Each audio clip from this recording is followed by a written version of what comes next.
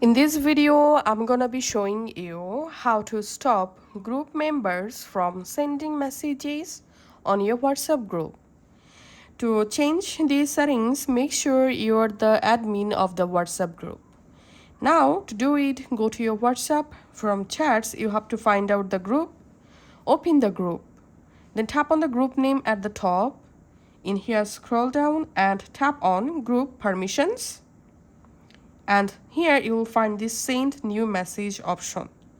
So if you want to stop group members from sending messages, you have to disable this send new messages option. Once you've done that, now on only group admins will be able to send messages into your group.